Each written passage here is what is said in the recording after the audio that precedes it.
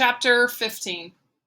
A scuffling whine caused Jaime to open his eyes. A black nose, followed by a white and brown, one-eared head, poked through the debris to sniff under the car. Vida! Jaime cried as he grabbed his bag and wormed his way out. A bump and a moan came from Angela as she banged her head, having forgotten the low clearance. The rescued dog wiggled in delight as she gave first Jaime, then Angela, a thorough facial bath. Then they were, their friends. There they were, their friends, alive but looking different from how they had at Padre Kevin's. All three of them were a darker brown than they had been. Scratches, bites, and burns covered their arms, and their clothes were dirty and ripped. But on each of their faces, including the dog's, was a smile wide enough to make it all seem worth it. "You're here! You made it! How did you find us?" Angela threw herself into Xavi's arms and cried into his shoulder. Xavi held out an arm, and Jaime joined the group hug.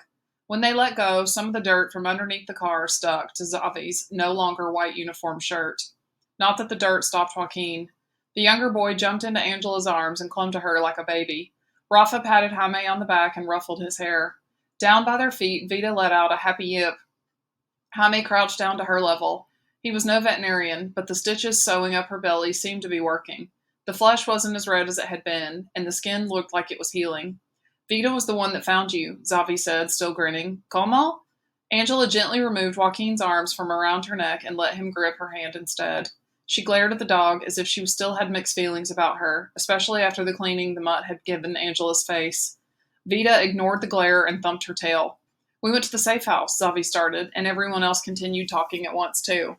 "Even though we heard it had been closed," Rafa butted in. "We had to meet you," Joaquin whispered. "But you weren't there," Xavi continued.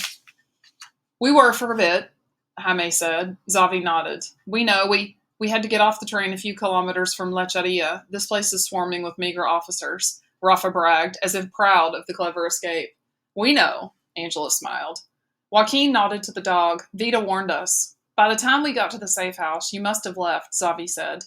"We climbed onto the roof and slept there just in case you'd come back." "We should have thought of that," Jaime told his cousin. "I missed you," Joaquin clung tighter to Angela. "This morning, Vida started sniffing around the sidewalk," Xavi went on. "I thought she had to take a dump," Rafa joked. Xavi shook his head. "She must have remembered your scent and followed it. When we got to the street, she dashed to the car. Seconds later, you guys crawled out." The wide grins returned to all their faces. Jaime bent down to scratch Vida's one ear. He knew dogs were smart, but she had only known them for a day and still remembered them, her pack after the long train ride, her family. Angela leaned over to pet her too. "Gracias, mamita." They started walking through the streets of Lecheria, where children in white uniform shirts headed to school and old women pushed shopping trolleys filled with groceries. The boys had heard from others on the train that there was a bridge where they could get information for the next stretch of their journey. Vida trotted between their legs, eating scraps she found along the street littered with trash and leaves, never straying more than a few meters away even though they didn't have a rope to keep her close. If it weren't for the blue thread peeking out from her coat, no one would guess she had undergone surgery just a few days ago. Joaquin, who had not let go of Angela since he dived into her arms, swung the hand that held hers. "Are you hungry?" he asked. Angela smiled down at the young boy. "A bit." A bit? They were starving. At least Jaime was, now that Joaquin had reminded him. Yesterday's food on the train hadn't been enough for one meal, let alone the whole day. His throat was parched from the train, not to mention all the dust under the car. The three boys grinned at one another like they had a secret. That's when Jaime noticed a plastic bag swinging from Rafa's hand. "Where'd you get that?" Jaime asked. "You were right, Angela," Xavi said with a teasing smile. "It is beautiful in Veracruz. The people that live there are poor, but so nice. They kept throwing us food, like the cartoon where food comes from the sky," Rafa said. Jaime's nose scrunched up as anger built up inside. The boys had ridden on top of the freight train illegally and had gotten free food thrown at them while he and Angela had paid a lot of money to almost get cooked alive. How could that be? But his jealousy quickly faded when Rafa placed a fat donut filled with sweet potato into his grimy hand. He downed it in 2 bites before swigging the water Xavi held out. Never had he tasted anything so wonderful in his life. A banana and a small piece of meat later, and it was like a black cloud lifted from his body. If only he could wash his face and hands, he'd be back to feeling human again. The bridge wasn't far, and they got there around mid-morning. Cars roared above them, while slower traffic crossed underneath the bridge. The stench of urine mixed with a car exhaust dominated the area.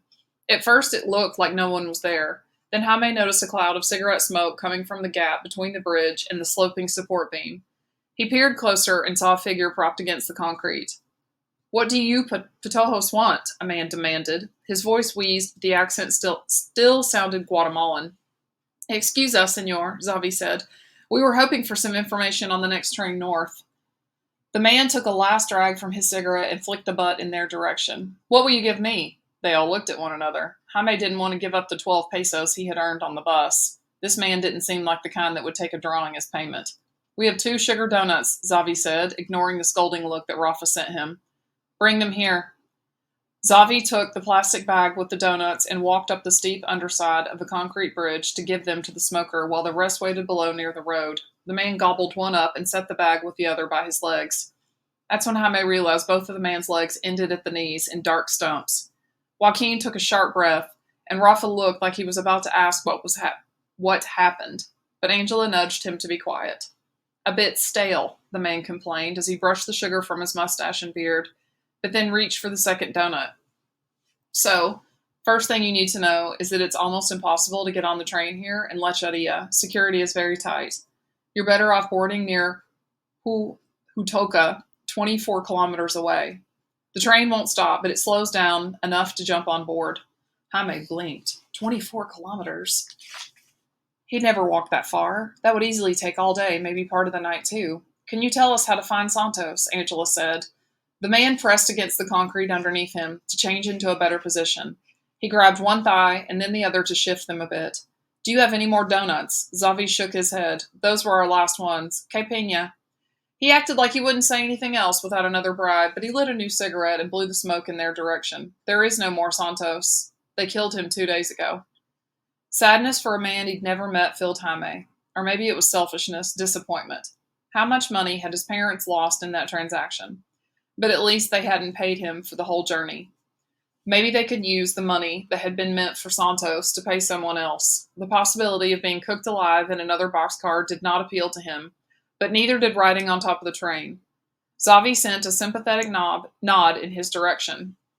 "We're sorry to hear that. Thank you for letting us know." "How shocking. A guanaco with manners."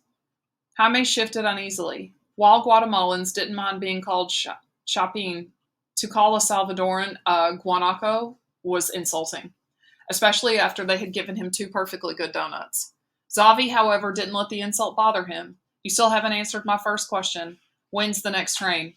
"Where are you going?" Xavi stepped back as he lost some of his composure. "Excuse me? We're all heading to the north, to Los Estados Unidos." "I know that, guanaco imbecile," he snapped, flicking ash at Xavi.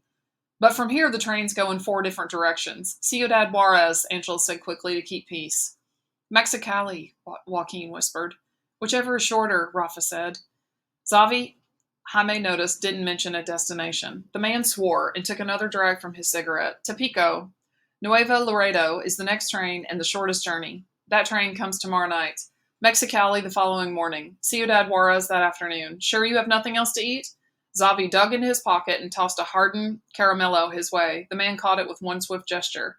"Follow this road up toward Huehuetoca until you get to the 3rd bridge. If you get there before sunset, volunteers drive by with a food wagon. The food tastes like sewage, but it's edible. Tell Olga she better bring me a plate. Thanks again." Xavi ran down the steep concrete to the road where the others were waiting. They hadn't gone far when the legless man shouted out his last piece of advice. "If you don't want to end up like me, you'll watch out for the train wheels."